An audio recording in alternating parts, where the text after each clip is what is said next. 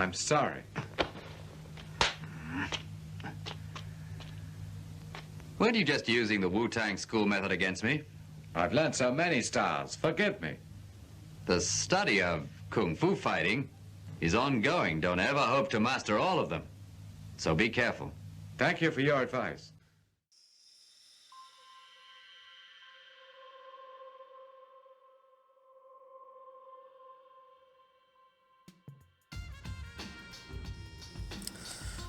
Hello.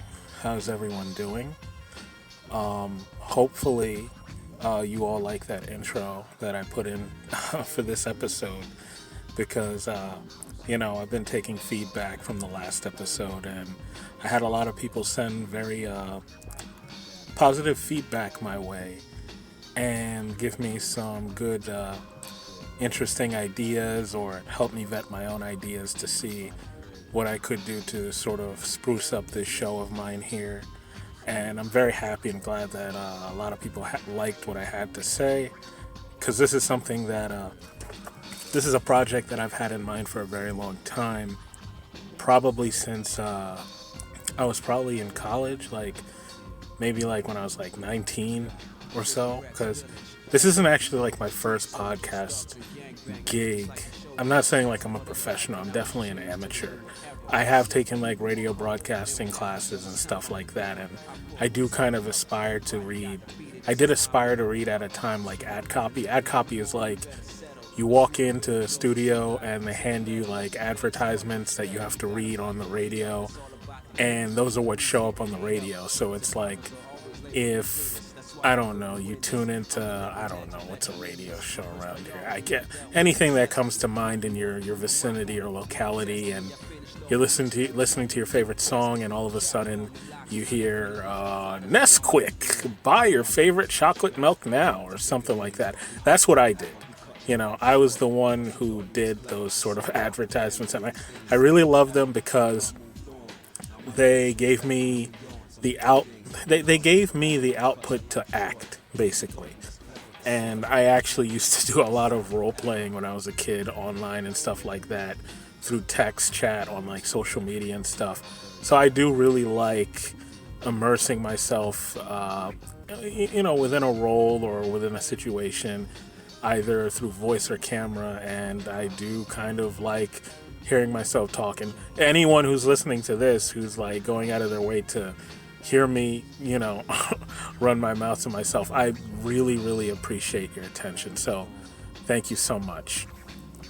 Moving on to the topic at hand, I actually had to really think about how I was going to title this video to figure out what it was that I even wanted to discuss, because I actually think long and hard about how I title my videos, because I like to give myself enough legroom where if I talk about something, I can kind of hit a whole bunch of home runs out of the baseball field, and it's a big enough stadium for me to do that, I guess you could say, or small enough. I don't know. I'm not good with analogies, as you can say, but you all understand what I'm saying. So today's topic, I guess I wanted to talk about something having to do with playstyles and preferences, and how that has an impact on how we either achieve victory or how we or what type of games we prefer to play. And so I guess I could start things off by because last episode I talked a little bit about World of Warcraft and Final Fantasy XIV Online and my history playing both games, and the things I liked and the things I disliked from one game to another. And I just gave a little bit of my retrospective background and history. But I guess I wanted to touch upon what I've been doing lately. I guess I can start with Final Fantasy, for instance. One of the things with me and MMOs particularly is that I've been a DPS player all my life. And what DPS means, for people who are listening to this podcast and don't really have a lot of game knowledge, is that in most MMO games, usually fantasy-based ones, you're usually a part of a party of adventurers, and these different adventurers all have their own abilities, their special moves. Think of something as simple, if you want the layman's explanation, if you're not a gaming enthusiast, think of the Avengers.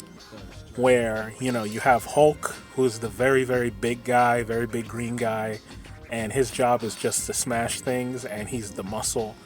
And then you have characters like Black Widow, who are like the intelligence agent operative, and they kind of use subterfuge, and they use covert tactics and intelligence to take advantage of you. And then you have like characters like Iron Man, who are kind of like these super engineers in he's a super engineer in a mechanical suit who flies around, and he has a lot of utility. And then you have Captain America, who's kind of like the leader. You have to think of MMOs kind of like that, in the sense that most of them that are the conventional MMORPG usually operate with a role system where different people fulfill different positions and different jobs. Just like at your own job at work, where, you know, you've got HR, and then you've got your managers and blah, blah, blah, and then your CEOs, and et cetera, et cetera. You get what I'm saying. So in the MMO universe, particularly in Final Fantasy, I've always been a DPS player for a long stretch of my lifetime. And most new players start playing DPS that I know of, at least back in the day, because it's the most simplest way to engage with a game without having to pay attention to many other factors outside of just dealing damage, because that's what DPS does. Damage per second is what DPS means, just to reiterate. And you are the character who is usually going to be laying it, putting in the hurt, putting in the damage. You're the one going to be doing the cool special sword techniques and blah, blah, blah. Like, think of like your standard shonen protagonist who is using like some secret sword style, and they say, "I'm sorry, master, I have to go out just this once. I'm so sorry." And then they use like the Hiten Mitsurugi style, and they do like Amakekeru Ryu no Hirameki. I know that's a mouthful, and I could still say it pretty perfectly. I mean, not to compliment myself, but I love the way I just said that. But anyway, that is kind of what being a DPS player is. You're basically the shonen character who engages with the opposition that you're facing in a game, and you just do damage. When you are a part of a team, it's your job to bring the opponent or boss's health points from basically whatever the numerical value is to 0. So when you do that, you've done your job. And many players, I think, go for this position because, again, it's just your favorite action hero probably is a DPS character. If we were to make like a conversion chart or something like that to your favorite MMORPG, you know, most people's favorite character is probably a DPS character. And honestly, I'd even go as far as to say that many main characters maybe in media would probably be like in an action movie sense, or your favorite shonen or manga would be DPS. So, you know, I think they tend to have popularity for that reason, because you are basically the person or the main character who's in charge of doing the cool things. You're beating the villain. You're the reason why this villain's health bar goes from 1 to 0, and there's a big parade at the end of the movie, and blah blah blah, credits roll. So there's a lot of like it's kind of a Hollywood role. I imagine it's a very Hollywood role for a lot of people who like to play it, and it just feels good to also just bring the hurt or to bring damage. I don't know what that says about people like me, or at least me in the past, because now I play multiple characters for, you know, all sorts of reasons, because, again, I've been playing video games for a very, very long time, probably since I was like 5 years old. I've been playing MMOs probably since I was 9 or 10, but in gaming in general, like across different gaming genres and categories and such, there are different sort of characters and stuff you can play that have certain caveats, and I'll get into that in a bit. But going back to talking about MMOs, like other roles that function in a certain capacity, not a certain, yeah, in a kind of a different capacity, is kind of like there's a position or a role called the tank. And the tank's job is to be a tank, which is you take damage for the rest of your team so that they can't get hurt. And these are characters who tend to be like knights with shields and swords, or big people with giant axes. Think of, like, I guess, the lineman on a football team. The lineman on a football team would probably be the tanks. Or if if you're like wealthy enough to walk around with bodyguards, like your bodyguards are your tanks, and then the other role that you're often going to see is the healer. The healer is pretty self-explanatory. You walk into any local hospital that you live next to and there's a whole bunch of healers. Or if we're talking like, even like maybe even a therapist from like a psychoanalytical point of view, anyone who just heals.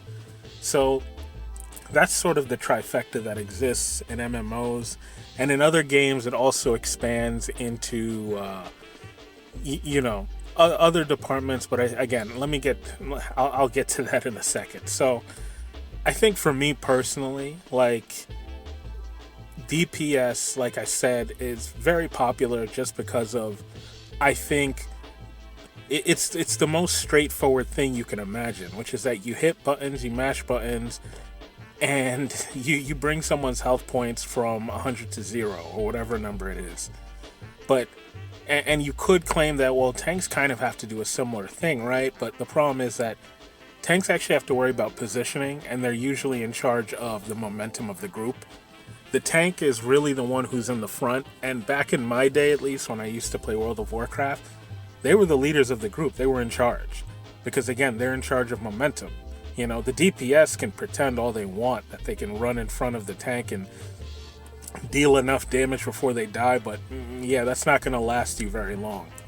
And the healer is sort of the main support to that tank's job, because since the tank can soak up so much damage, maybe not do as much damaging punishment as the DPS, but can soak up so much damage, and they can initiate something which is called they can develop something called aggro. Aggro is like attention. Like let's say a group of people attack you on the street, and then maybe your friend or your brother or your siblings jumps in front of you and starts talking trash and making mom jokes or dad jokes about that person who's approaching you, and now they're focused on him.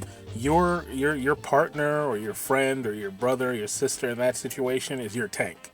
They just took aggro, and they're probably going to get beat up. But because they're taking the attention of the people trying to attack you and jump you, you as the DPS can go around or do whatever you want and flank them. And flank means like catch them by surprise, because they're not paying attention to where everyone is tactically situated. You could pick up a stick or a bat on the side and just take one big swing, and you can really take some guys down. So that's kind of like what it means when most people in the MMO space use these vernacular, these words and stuff like that. They have a very big impact on basically who does what, when, and how. And I think that for DPS players, it's one of the most simple things you can do, because you don't have to pay attention normally to what your enemy is doing, what the opposing player.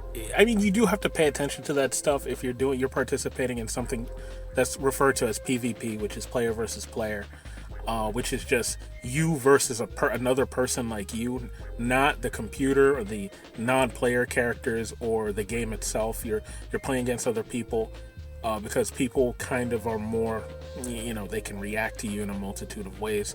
But yeah, I think, DPS is something that I feel like it is just, I think it's a good introduction for most people who are trying to get into these games. If you're someone who recently just heard about a lot of the trending talk about Final Fantasy and stuff like that, I think that I've always subscribed to the same position or perspective that you should play what you like to play, because I think it is important that we always establish a culture of failure. Now, you might listen to that and be like, "What are you talking about, asterisk? You want people to just fail?" And it's like, yeah, I want people to fail, because failure is a part of growth. And if you allow people to play whatever they want to play, and you tell them it's okay if they're underperforming, then eventually they'll learn what not to do. Hopefully have access to a good source of information, and slowly but surely start correcting their mistakes and learn how to play.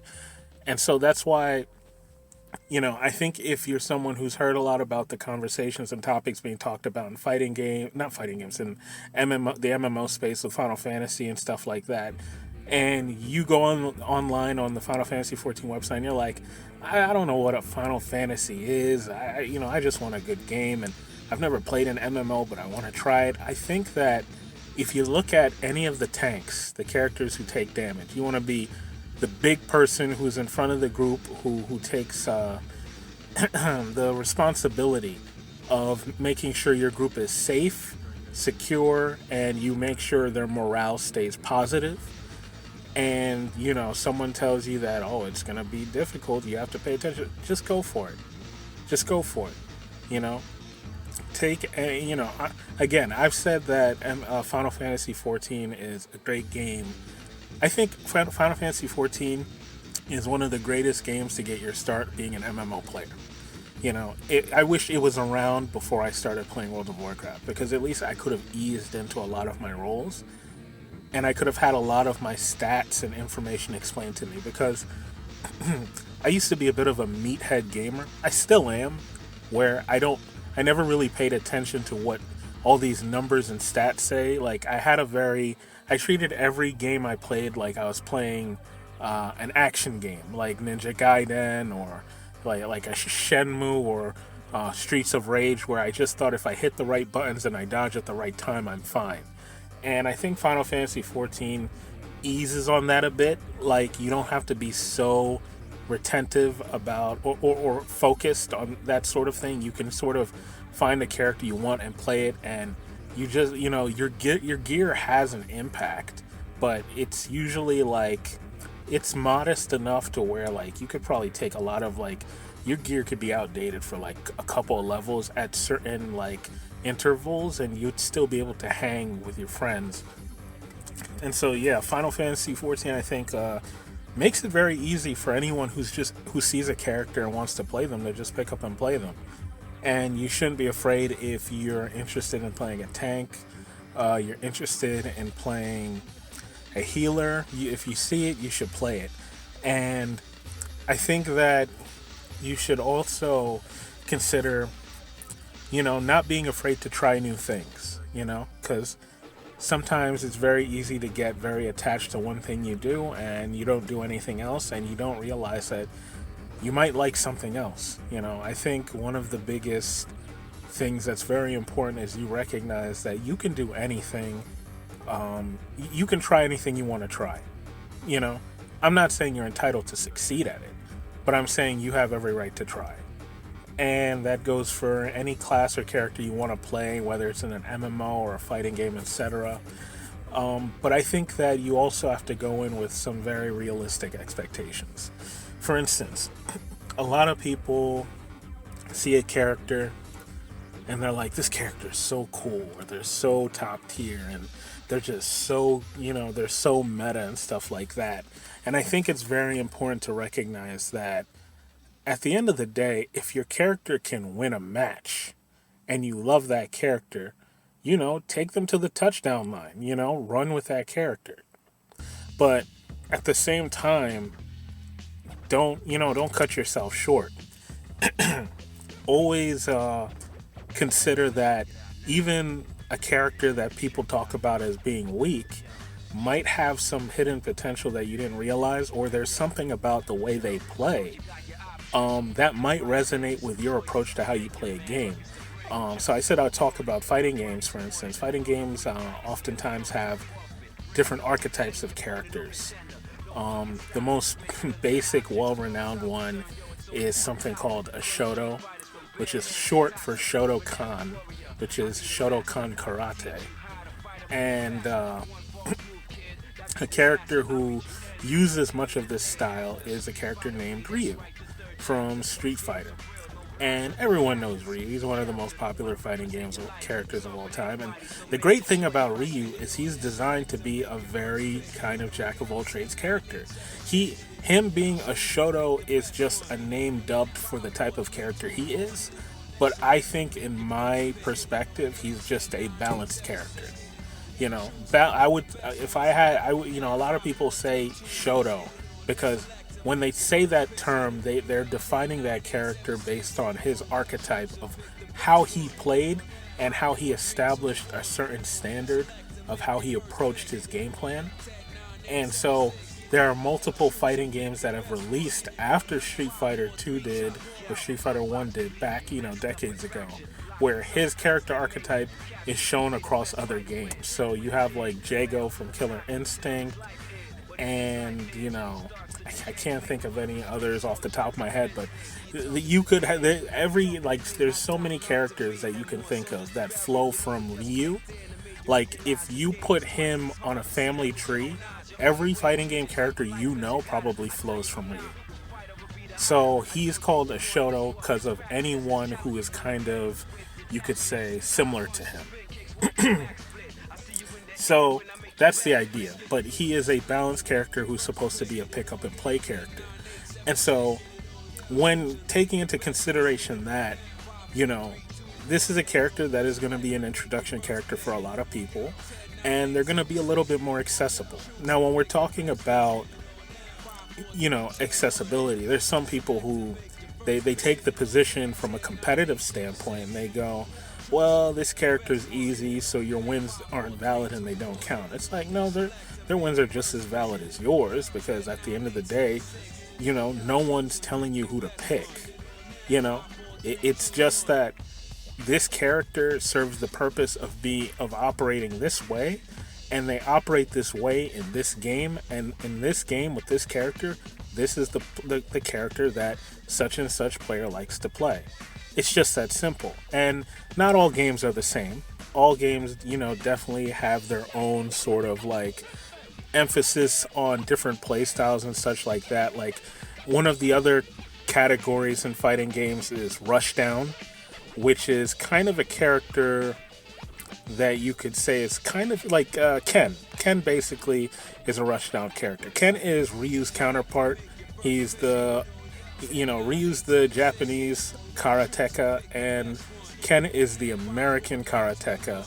And Ryu has a very methodical approach to how he approaches his opponents, and Ken has a very in-your-face fire, you know, he has a very electrifying or fire approach to how he wants to get in your face and just reduce your health bar to 0. So they have, both these characters are considered Shotos, but I consider Ryu more of like the balance archetype, and I consider Ken more within, you know, being very offensive, you know. And then you have characters who are like zoners. Zoners tend to be characters who kind of want to throw projectiles at you, or they can be kind of at a distance and hit you a lot. Think of like if someone pulled a gun on you at a distance and they started shooting at you, that's pretty much what a zoner is.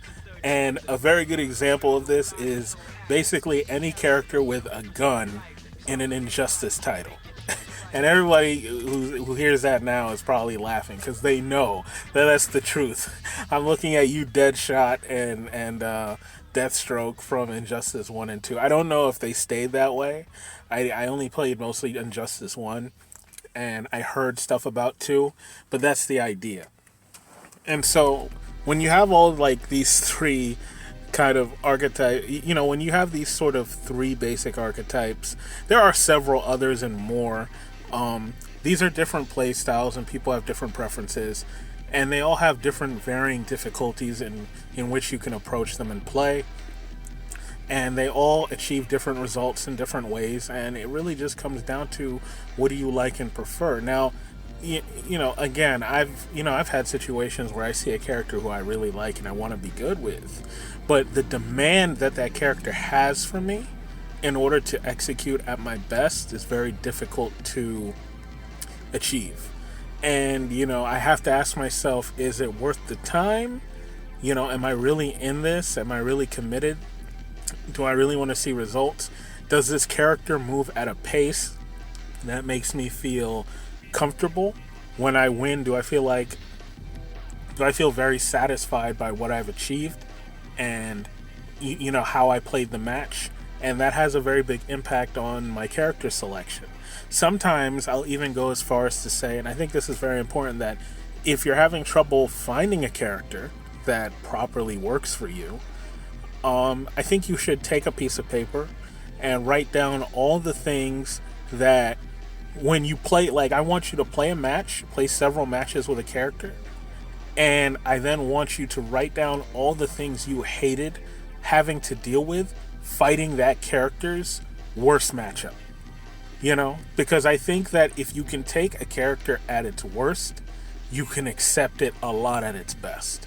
It's almost like I'm saying, how about you play matchmaker and you write down all the things about this girl or boy you're trying to go after. It's like, write down all the worst things about this person, and if you can accept these things about this person, then they're for you.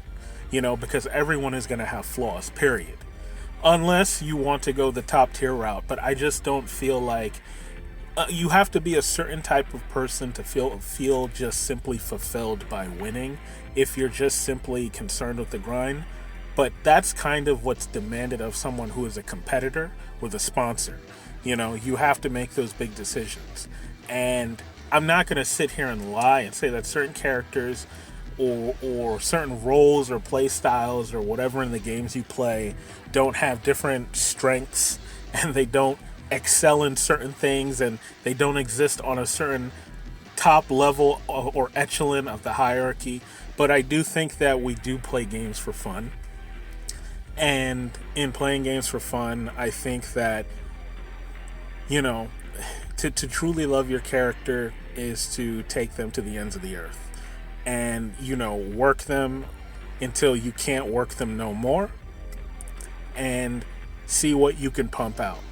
This is one of the reasons why it's very difficult for me personally to be a competitor. Because it's like, I like playing my games just because I enjoy them. And I don't want to have to think that, well, because I'm not placing, I now have to sacrifice what I'm doing to do something else. That really makes me very, very frustrated, and I just can't personally deal with it. But other people can bite the bullet. Other people, can make those decisions and say, well, I love Ken, but what's really hot right now and doing really good is Ryu. And I want to be on the EVO World Stage. EVO is the Evolution Championships in the fighting game community. It's the biggest tournament. I think is actually happening right now and like next month. I almost signed up for it, but I just don't know. I just wasn't in the mood. I guess you could say I kind of just got lazy. It was just like, I don't feel like it.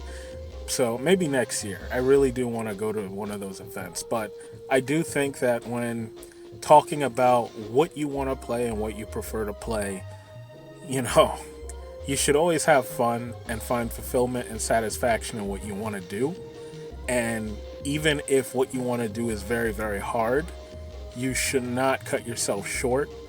But you should also kind of test yourself and see, after a certain length of time, you should treat your character or whatever role or class or whatever type of game you're playing, job, I don't know, almost kind of like you're taking a car out for a test drive and really trying to find out, does this car feel comfortable to me? Obviously I can't beat every car in the world in it, but even when this car doesn't, it doesn't drive the way I need it to, I still love this car. I think that's how you have to treat anything, you do or you love in life, where it's like, even at its worst, you still appreciate it and love it.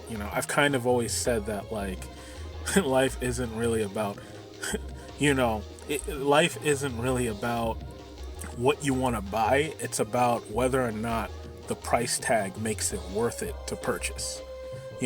If you can look at the price tag and be like, yeah, this is very, very expensive, but I'm willing to put up with it because I need this. It's what makes my life feel better. It's what makes me perform and feel like a grandmaster on the world stage of whatever competitive game I'm playing, or even if it's not about how you play or how you perform, and it's just something that makes you feel good.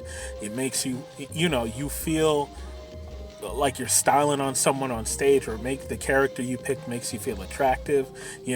That character, I think both has to be. I like to find a character that not only performs the way I want, but also presents themselves in a way that I find attractive, and I run with it, because I think it fulfills two things. It always covers your bases. You cover the intrinsic motivation and the extrinsic motivation of, I want to play something that looks cool and looks good, but I also kind of maybe want to win too, maybe, because losing's not fun. At least I don't find losing fun. But here on this channel, we don't lose. We learn. Okay. I think the other day I was watching a podcast. I think it was a very old tournament. I don't know if it was a podcast or a tournament, but I could have swore it was IFC Yipes hosting some old tournament, and he said, we don't have a loser's bracket. We have a learner's bracket, and that's what I've always said. You have to turn an L into a W, but you got to learn first. You got to realize that L in losing means learning. And as long as you recognize that, I think you're in business to succeed. But you gotta stick it out, and you gotta do the work. And if it's just not your flow, don't be afraid to change lanes. It's just that simple. Anyway, that's the end of this episode. I really appreciate everyone who's been listening this far. I hope you've enjoyed whatever music I pretty much end up putting here. I'm definitely trying to go for that laid-back tone, but if that ends up not being the case, and because I just started this channel and I'm trying to get creative and see what works for me, what my audience and listeners like, and go from there. If there's anyone if there's anyone that who's interested in these topics, I'm doing my best to also break things down for people who aren't familiar with gaming and stuff like that. So, they have some place that they can listen to new topics, but they can learn something new at the same time. I think it's always important to be able to break down complicated things, so that the regular person can feel included. That's how you expand the scene. That's how you get people more on board with what we do and who we are as gamers. Anyway, thank you for listening. You all have a lovely day. Take care now. Bye-bye.